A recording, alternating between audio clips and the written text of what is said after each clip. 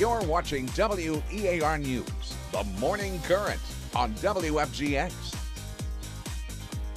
And good morning to you, 7 o'clock, and welcome to the Morning Current. I'm Jared Willits. I'm Laura Hussey. Throughout the show, if there's something that you want to tell us about the story, about what we're wearing, we don't care really what it is, just hit us up on our socials and we will feed you back throughout the day. But let's get to our top story this morning. We are working to learn more right now about a shooting in Escambia County after a man was found shot in a Whataburger parking lot. Happened about 7:15 last night. Deputies arrived on the scene, Pensacola Boulevard and Boone Street. The man was there with a gunshot wound.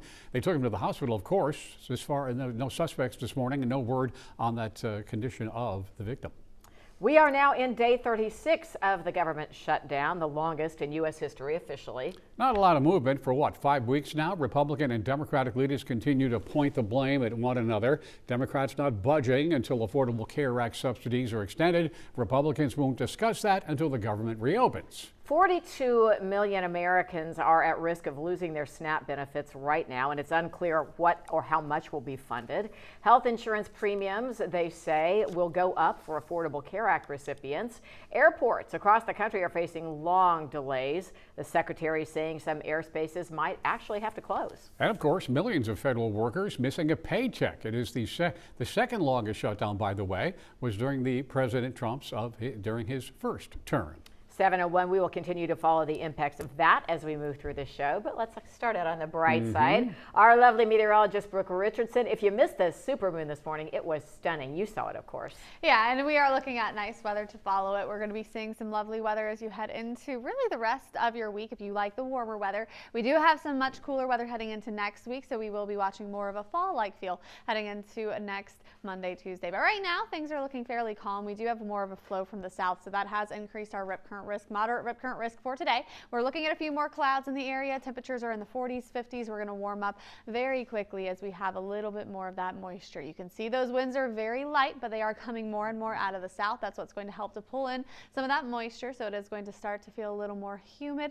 Radar is staying dry for you today. We are going to have very small chances of rain Thursday, Friday, but not looking at anything measurable. Heading out the door today, it is going to be looking quite nice. Temperatures are going to be warming up into the 70s, topping out today in the upper 70s, so it is going to be feeling a bit warm today, and temperatures tonight a little bit warmer as well in the 50s as you wake up.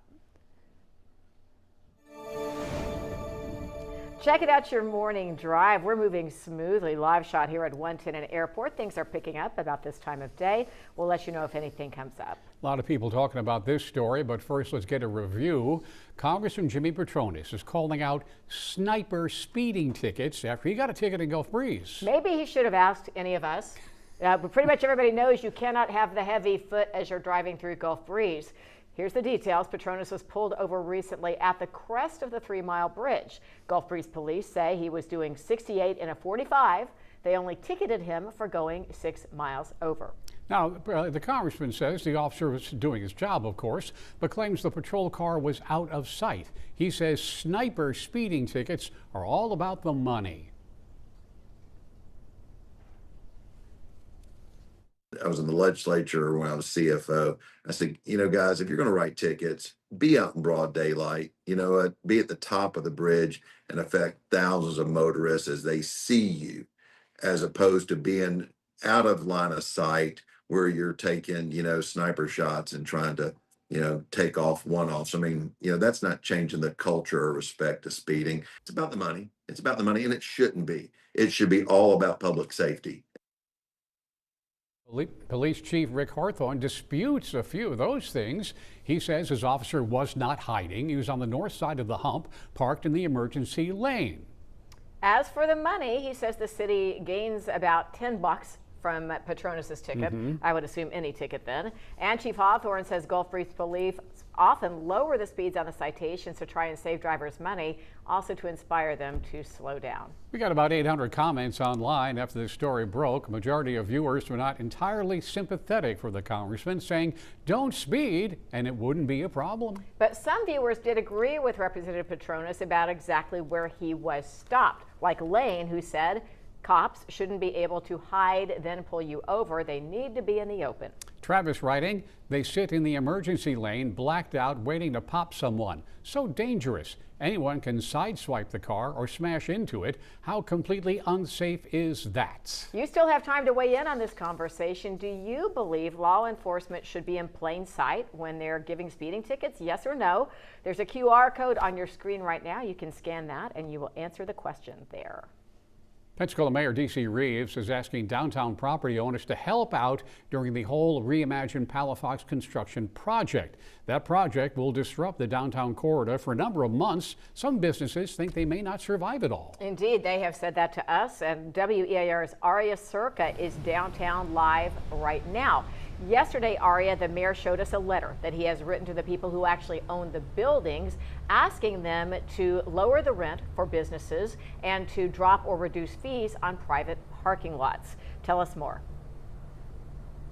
Yeah, so the ones that actually rent their buildings, they want that help. But according to the Escambia County tax appraiser, many of the business owners down here own their own buildings. But for some property owners, they say that they will suffer right there with their tenants. Property owner Deborah Dunlap says she has an empty 4,500 square foot office building and no one wants to sign a lease until that construction is over. She said she will not only be losing her rent, but also have to bear all the costs of maintenance, utility, insurance, taxes. It goes on and on.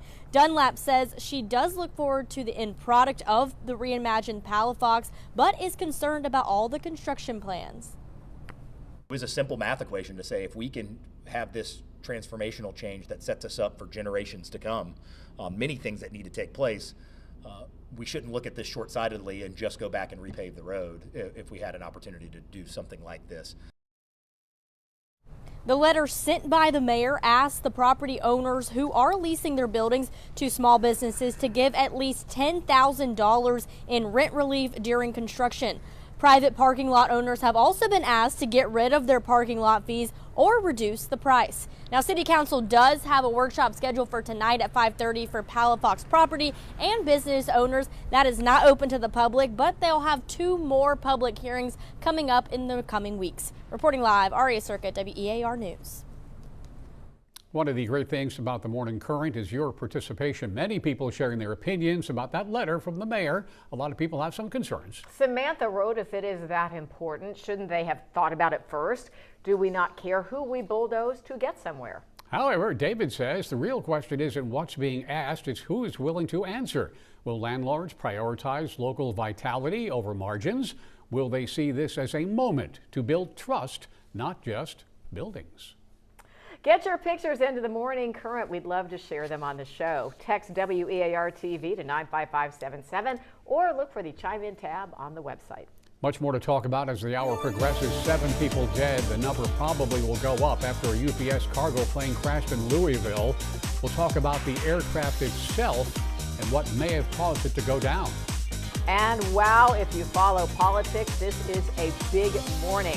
Some big wins in key areas, and we will run them all down for you. That's right. We're going to talk politics. We're going to report politics. We don't like to talk politics. There you go. That's what we're going to do. To get through it all, perhaps you can enjoy a coffee break.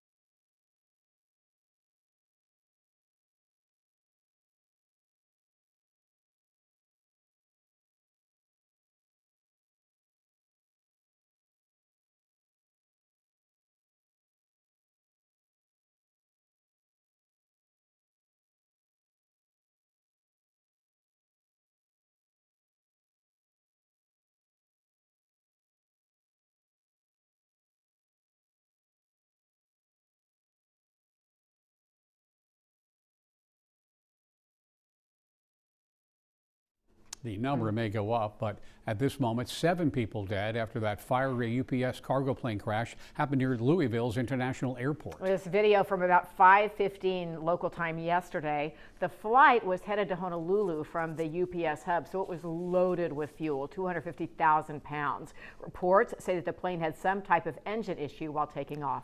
3 crew on board. They've not confirmed their identities. In total, so far, 7 people dead. They expect the number to rise, as I mentioned. 11 injured, many with serious injuries and burns. As you can imagine, there was a wide impact. For a 1-mile radius, people were told to shelter in place. School was canceled. More than 100 firefighters are still trying to get things safe they've worked throughout the evening. The crash site, they say, could become an environmental concern. Think about all that fuel. Hub operations are paused, of course. There are usually 300 flights and 2 million packages processed every day. Now, that aircraft was on its 3rd flight of the day. It is reported by ABC. The plane was out of service all last month and the day before the crash for maintenance issues. Run, monkey, run, I guess. There's just one left of those escaped monkeys in Mississippi after that truck turned over south of Meridian. Happened in October 28th in Heidelberg. All but 3 of the 21 rhesus monkeys were either killed by police or caught by handlers from Tulane. Not entirely clear how the latest monkey died. No one has released information on that other than it was recovered deceased. Now, the other day, a mother shot and killed one for fear of her children being hurt. The monkeys were from Tulane Research Facility used for medical testing. Tulane says that the monkeys were not carrying any pathogens. The local law enforcement said the monkeys are known to be aggressive and they warned the public to avoid contact. All right, let's talk about Election Day. Ended with some key wins for Democrats as the president and Republicans looking for approval ratings, which they're not getting. Yeah, yesterday in all those big races, it was a Democratic sweep. Most Americans say their top concern is the economy. All 3 Democrat winners have campaigned with Mikey Sherrill projected to win the New Jersey governorship, winning over Representative Jack Ciarcelli. Sherrill is a former Navy pilot, first Democratic female governor of the state of New Jersey. And in one of the highest profile races, Abigail Spanberger is now projected to win the governor's seat in Virginia. It was a vocal and tough race against Republican Lieutenant Governor, former Marine Winsome Earl Sears. Spanberger will be the first female governor of Virginia, and she is a former U.S. representative. All right, let's talk college football playoffs. We're getting there. The College Football Playoff Committee released their first set of rankings. This won't be controversial at all, I'm sure. Number 1, the Ohio State. Number 2, Indiana. Number 3, Texas A&M. And number 4, Alabama. From now until the 7th of December, the committee will release rankings every Tuesday, determines who'll be in the final 12-team bracket. New playoff metric is designed to go beyond the overall record. The first round begins December 19th and 20th. The national championship game, mark your calendars, January 19th in Miami at Hard Rock Stadium. All right, let's talk about the beautiful game, shall we? The semifinals are set for the SEC Women's Soccer Championship. Semifinals tomorrow at Ashton Brosnahan Soccer Complex. We're going to be seeing number 8 Mississippi State facing number 5 LSU. That game at 3:30. LSU beat Tennessee 2-0, by the way, yesterday to seal that spot. Mississippi State came out on top against number 1 Arkansas 2-1. Number 2 Vanderbilt will face number 3 Georgia at 6 o'clock. It was a draw yesterday between Georgia and Kentucky, but Georgia, the higher seed, advances. Vandy beat out Bama yesterday 2-1. Championship game Sunday 1:30. Tickets remain available. Pretty cool to have that right here in our area where you can watch. Scan the QR code on your screen. It will take you to our website. From there you can check out the tournament brackets and find a link to get tickets for the games that remain.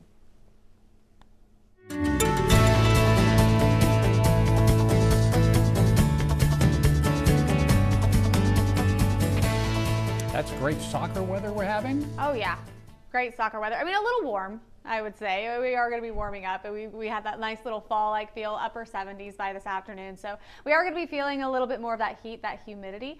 So we will have a little bit more of the humid weather as we head into the next couple of days. You will certainly feel that today. And we'll get into the upper 70s, possibly 80s inland. So that's what we'll be watching heading forward. We do have not much of a rain chance, though. So still going to be looking at some nice conditions if you are going to be out and about, watching some soccer, doing anything. You can see we do have a few of those passing clouds right now. We do have that humidity increasing, which is why we'll have a little bit more cloud cover through the next couple of days. Small little sprinkle chance going into tomorrow and Friday. It does not look like measurable rain, so we're not really looking at too much of a rain chance going forward. We definitely need the rain in the area, but we're not seeing much in the near future. Let's talk about what we can expect temperature-wise, because right now we're in the 40s and the 50s, highs 77, 78, possibly even 80 inland. We are going to be looking at some changes going into next week. Temperatures are going to be cooling off. We have a cold front that's going to be moving through by Sunday late, and that's going to be bringing temperatures below average. Right now we're running above average. Big changes on the way. And we actually have another cold front that's going to be moving in before that. It's going to be moving in very weak, so you won't really notice that one as it moves in by Friday. But our second cold front moves in Sunday. With it, we'll have drier conditions moving in. So your radar is dry right now. The one thing that we do have is just the clouds. You can see winds coming in more out of the south. That's where we will have a little bit more of that moisture. See that tiny little sprinkle chance. That's where we'll have our tiny chance through the day, Thursday, Friday. Not looking too likely with that. Heading into the weekend, we should have beautiful weather. It is just going to be feeling on the warm side for fall as we head into next week. That's where we have a big drop down, and temperatures aren't just going to drop close to average again. We're going to have temperatures drop well below average, and we could even see 30s as you wake up on Tuesday morning. Let's talk about the tropics now, because we are still in hurricane season. The good news is we are not expecting any activity over the next 7 days. We are almost done with hurricane season. Just have to get through the next couple of weeks before the official end. Whereas of right now, things are looking very calm. Sea-time marine forecast. We do have 1 foot for the Gulf. Winds are variable at about 5 knots for today. And we do have your yellow flags flying. There's a good chance we will keep those yellow flags as you head into your afternoon. Small chance that we could see our green flags later today.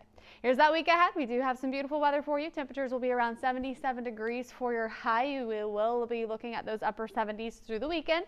Sunday looking nice. We'll have sunshine, and then we have our cold front that'll move through. Look at your Monday, Tuesday. Temperatures falling. You might want to get the sweaters out for the beginning of next week. Good morning. It is 7:19. Let's check out the traffic situation. This is the interstate near Davis Highway in Pensacola. Light traffic moving smoothly.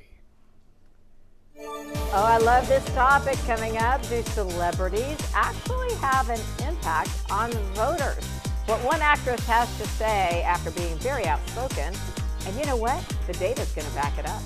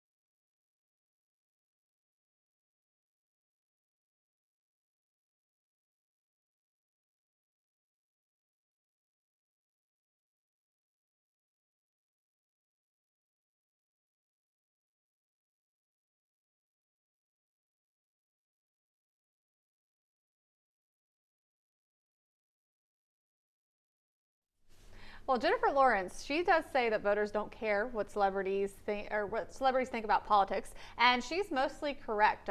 She spoke recently on a New York Times podcast and saying, quote, "We've learned election after election, celebrities do not make a difference whatsoever on who people vote for and do then what I am doing." Well, I think we all knew that, but okay, we're getting some science and research to back it up, right? Well, we'll take Jennifer for an example, and then we'll run down what the science actually says. She criticized President Trump for years, endorsed Biden, endorsed Harris, and so she's like, "Why was I doing that?" And she went on to say, if anything, it kind of hurt her politically. Anyway, political scholars say celebrities have little impact, that voters rely more on things like party affiliation, socioeconomic status, and demographics. Now, according to the research, what celebrities can do is give an impact to bringing attention to lesser known candidates, perhaps, increasing general awareness, of course. And Taylor Swift, as you remember, she sparked a surge into people going to vote.com in 24 when she endorsed Harris. Now, there's one exception to the rule, probably somebody that's always an exception, Oprah. In 2007, they say Oprah's endorsement of Barack Obama did indeed lead to more votes for him. Interesting stuff. Let's talk animals. Well, you know, that we thought the scandal was put to bed with the man formerly known as Prince Andrew. Now, I still don't know if he's a commoner or not. He certainly should be. He should down with the rest of us. But, you know, I didn't know this, but after the Queen died, Andrew got possession of 2 of her beloved corgis. Yeah. But well, the question is, what happens to the dogs? That's what we're wondering. Well, since he's gotten booted out of the castle, or, you know, his royal residence, he says, well, I'm not taking the dogs with me. You get the dogs. Do we know that he said that, or did they say the dogs can't hang out with you because you may be a little sketch? A little sketch. The dogs are named Muck and Sandy, by the way. That's okay. so cute. And we are told they will be taken care of. They did not say exactly who their caretakers would be, but they will remain at Buckingham Palace. Yes, and Brooke is offering to dog sit. She won't charge very much. Just send them to me. I'll take them. So they said someone in the royal family will get the dogs, but not Andrew, I feel royal sometimes. because he's sketch. As Laura I'm says. not sketchy. Listen, give me the dogs. All right, let's move on.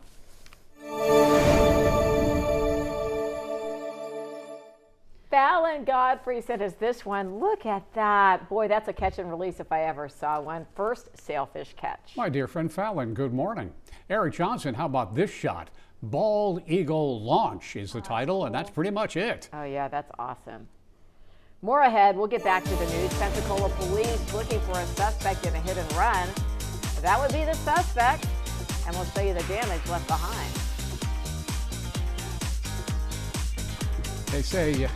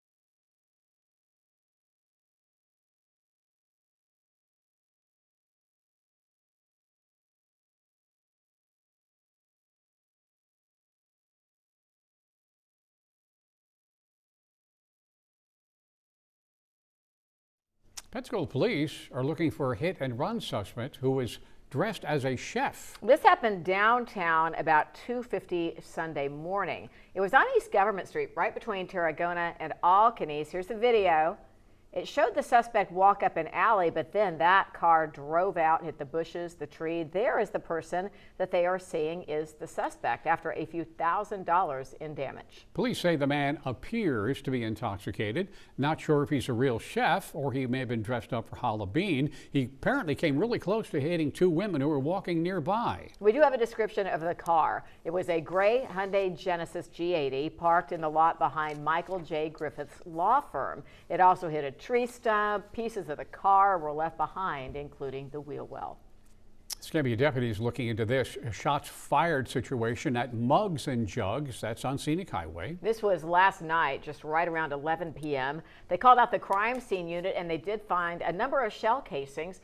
No injuries reported, no known suspect, and no damage to the property. If you remember, in September, Christian Ketchup was convicted of second-degree murder at a deadly shooting in 2023 at Mugs and Jugs. Shot 25-year-old mother Tiara Benyon 10 times in the parking lot during an argument between the victim and his girlfriend. The girlfriend, Rachel DeRees, entered a plea deal for misdemeanor battery, and she is now out of jail. Let's talk about the great state of Florida. Well, I would know millions of people come here to visit every year. We're a top destination, and why not? Well, what's not to love? But a new study says some people don't. The Business and Economic Polling Initiative out of Florida Atlantic University said, yeah, most of the respondents say Florida's okay, but there's a lot of things working against it right now. For example, the cost of home ownership. Only 51% of Floridians even find it attainable right now. And according to the research, 50% of Floridians considered moving out of the state because of the cost of living. Experts say today's salaries simply don't align with average mortgage rates and home prices. Also, the insurance problem is still a problem that will push people away from home ownership. Yeah, no kidding. So researchers said 43% of the respondents live paycheck to paycheck. That's what they're saying. However, this state trend doesn't seem to be the case in Northwest Florida. We have data from the Haas Center at the University of West Florida. It shows the Pensacola Metro, including Escambia and Santa Rosa counties, gained more than 5,000 new residents as of 2022. Are we not the best part of Florida? I think we are. Most certainly. Scan the QR code on your screen to tell us what you think about all this. You'll find the full study and additional findings.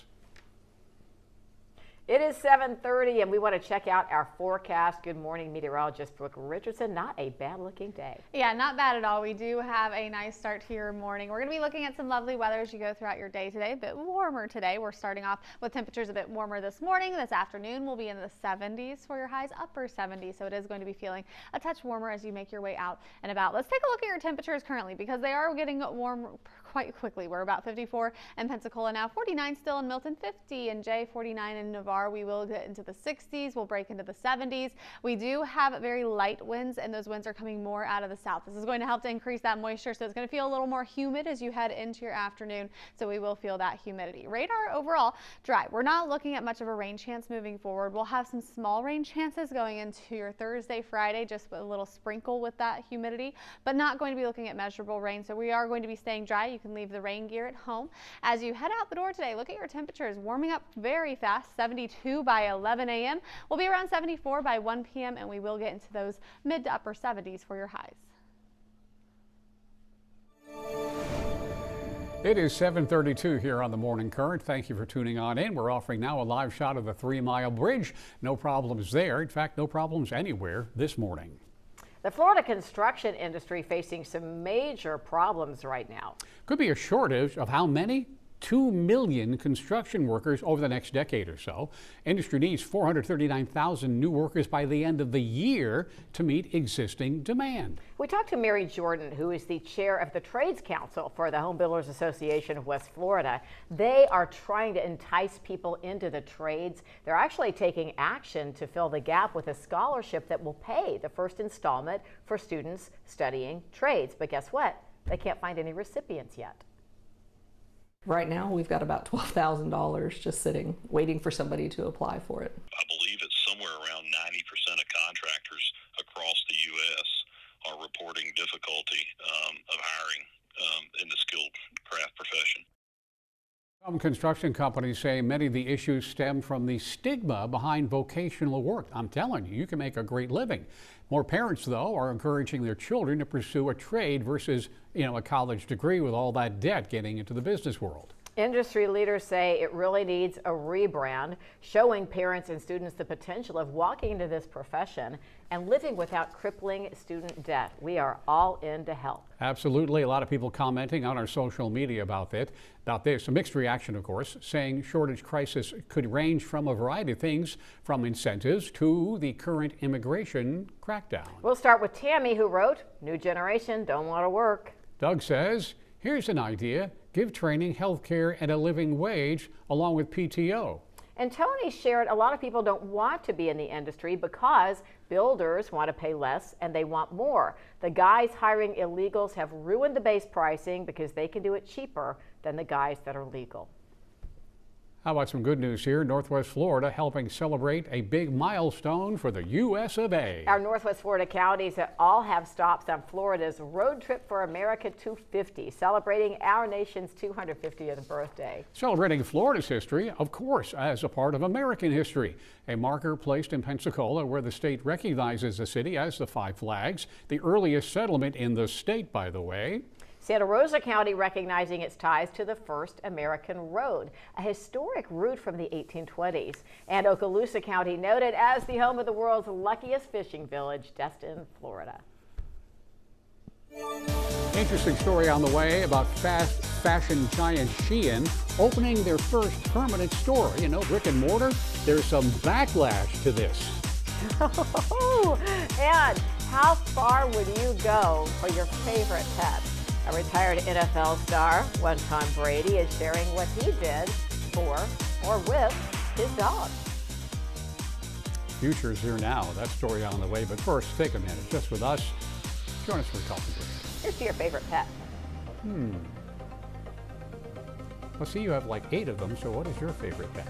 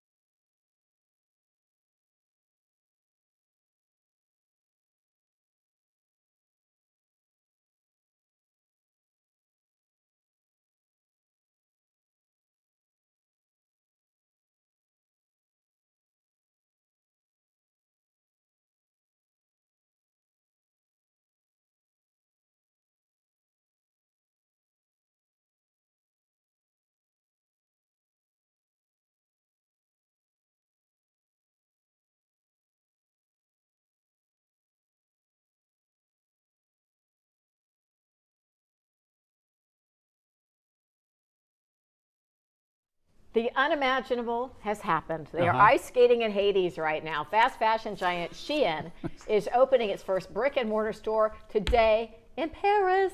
as you can imagine, the welcome is not exactly warm. All right, the Chinese-owned Shein opening up in one of Paris's most famous department stores, and they're going to do 5 more in malls elsewhere across the country.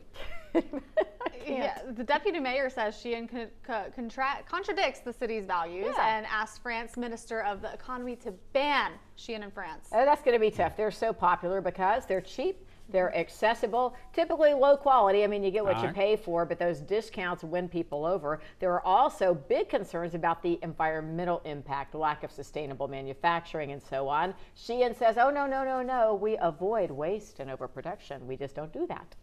Over the weekend, the French finance minister threatened to ban Shein for selling childlike, I heard this morning. Yeah, this is off the fashion subject. This is weird. Selling childlike sex dolls, saying they're miniature copies of children holding teddy bears and wearing children's clothing. Yeah, hopefully they will get that taken care of, but the store is set to open nevertheless. And that's not the extent of the concerns. Yeah. Let's bring in our control room team, AJ, our executive producer, who's been looking into some of the working conditions that bring us these cheap clothes. Hey, AJ. Hey, yeah, so it's kind of like, is it too good to be true? The clothes are really cheap. You can get something quick when you need it on a, on a whim, but is it too good to be true? We've talked about, you used to mention the quality. A lot of these people say the joke is that it's going to fall apart after one wash, but BBC did a report specifically on the working conditions back in January, and they went to a town that's literally called the Shein City or Shein Village because there are 5,000 factories there. Most of them are people who supply things to Shein to sell. And I'm sorry, I'm reading off a monitor over here, so I'm looking away. But they visited 10 factories, spoke to 20 workers. Many of them reported working 75-hour work weeks. That actually violates Chinese labor laws. They say they get 1 day off a month typically. They get paid per garment, so they're having to look at these job postings and weigh how difficult is this to make, how many can I make in an hour, because that's going to determine if I can live off of this. And in 2024, Shein actually admitted to finding children working in their factories in China. Since the report came out, of course, they've made promises to spend tens of billions of dollars specifically to strengthen governance and compliance. I don't know. Hopefully that translates to better working conditions for people, but for the most part, it's kind of is it too good to be true? What are you willing to kind of be willfully ignorant of to get cheap clothes? But yeah. We want to know how you feel about all of this, the fast fashion. So AJ, I know you guys put together a poll, kind of see where you all weigh in on that, and we have several possibilities. Go ahead, like, how do you feel about fast fashion? Would you do it? There's yes, no, and yes, but I feel guilty. So scan that QR and let us know what you think throughout the day. We'll report the update on that as the morning progresses. Let you know, firstly, that all our stories, serious and otherwise, can be found on our YouTube channel, local national stories, plus the YouTube shorts as well. Just look for the WEAR News on YouTube. More ahead for you. The Supreme Court set to hear arguments about the legality of President Trump's global tariffs. What could happen if the court says that move was not legal? Stay with us.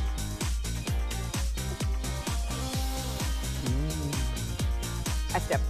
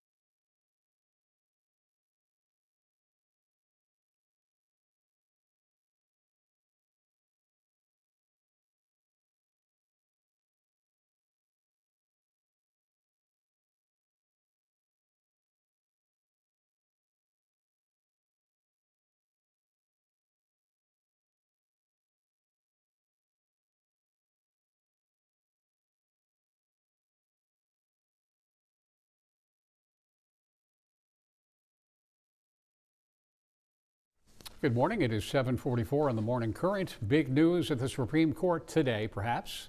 Yeah, they're going to take arguments over the legality of President Trump's global tariffs. The issue is whether an emergency law dating back to the 1970s actually allows the president to impose certain tariffs without congressional approval. In April, you remember, the administration declared emergency over trade deficits, saying the economy and national security are being threatened.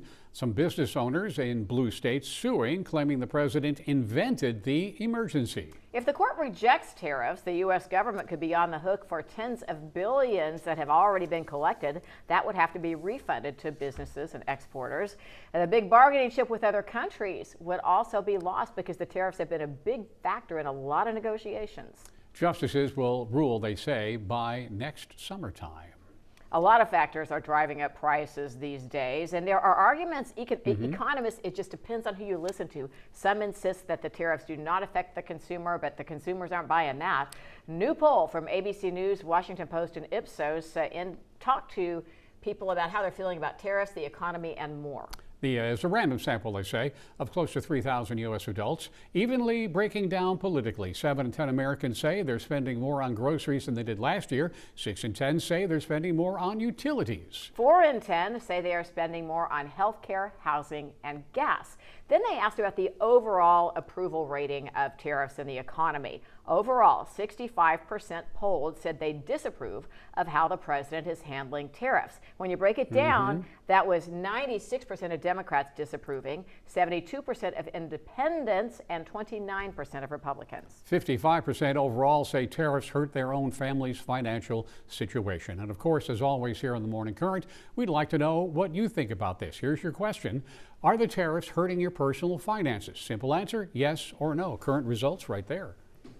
Yesterday, we asked you what form of inflation you're seeing the most while you are shopping. Remember, shrinkflation, skimpflation, and sneakflation? Shrinkflation, I think the one we're most familiar with, and that's what 84% said they're saying. Skimpflation and sneakflation just getting a few votes.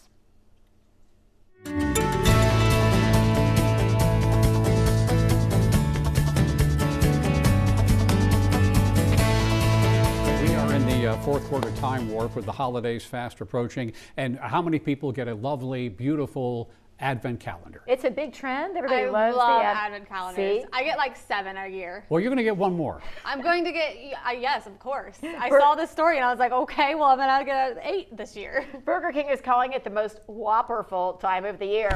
Get it? All right, it's the BK Advent calendar. It comes out Friday, November 1st, just $19.54.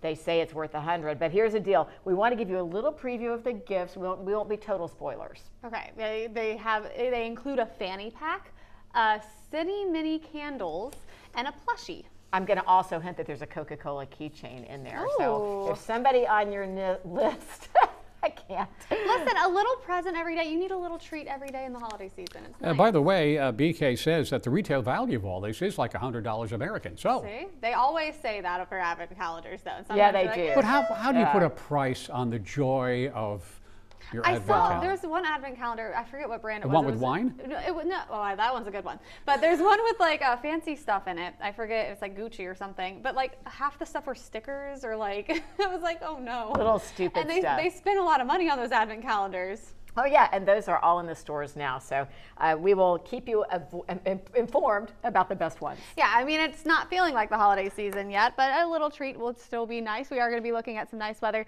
as we head into your day today. Just not going to be too cool. We will have temperatures in the 70s, upper 70s for your highs today. So we're actually rebounding back to that warmer weather. We had a little bit of a breakdown, feeling like fall the past couple of days. Today, it's going to start to feel less like fall, 77 for your afternoon high. We do have a few more clouds as well, a little bit more humidity. Now this is not going to last long. If you enjoy that warmer weather, you want to enjoy at least through Sunday. If you would like the cooler fall-like weather, you're going to like next week. We're going to be seeing a big drop down. Temperatures right now, 50s, 40s, not feeling too warm yet, but as you get into those afternoon hours, 77 to about 78 degrees. So that's that warm up that we're expecting.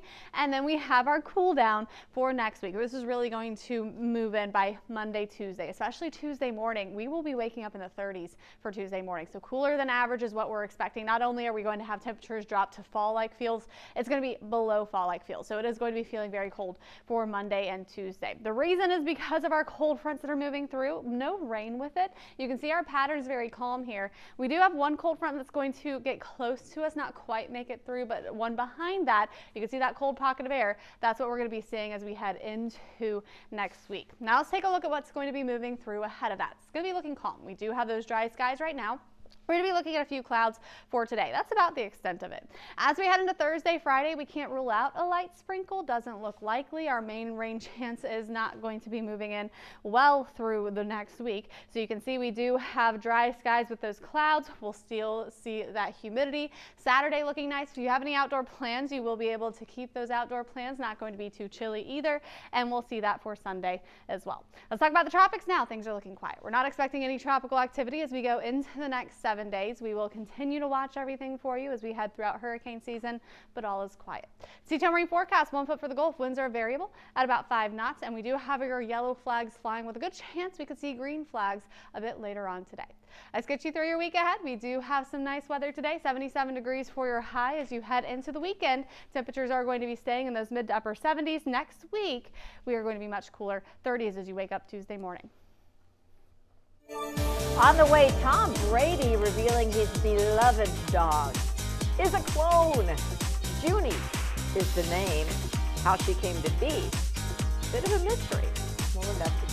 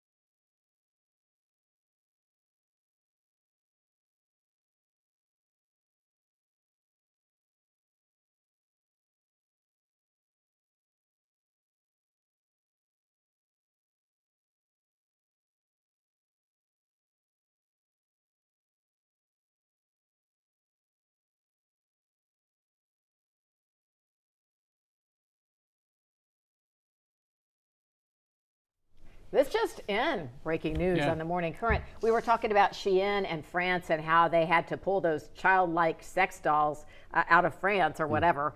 You can refer to that. But now France is actually suspending access to the Shein website. It's over these dolls that look like little kids, but apparently they're the sexual tone. So that's what's going on right as you wake up at 7:53 this morning. All right, here's the question of the morning. If Tom Brady's dog bites you, would that be Attack of the Clones? Da-da-da-da.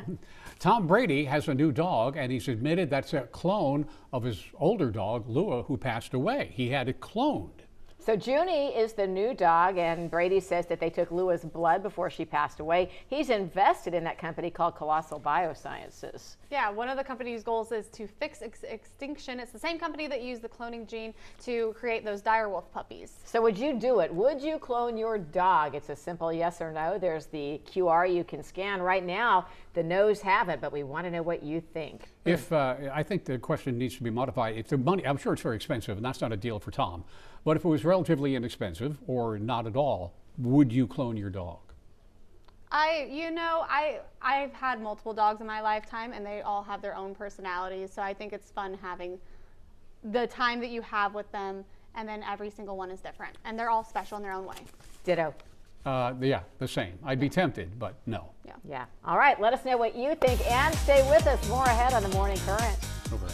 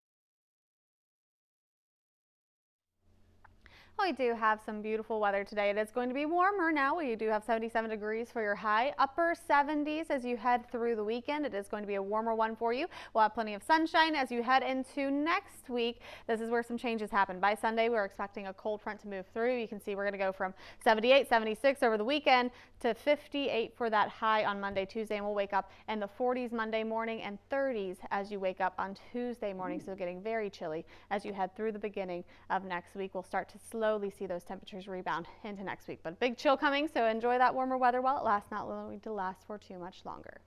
Thanks for all the comments on the Facebook stream and on our socials. We are loving it. Keep it coming. We'll see you tomorrow morning for the Morning Current right here at 7 o'clock.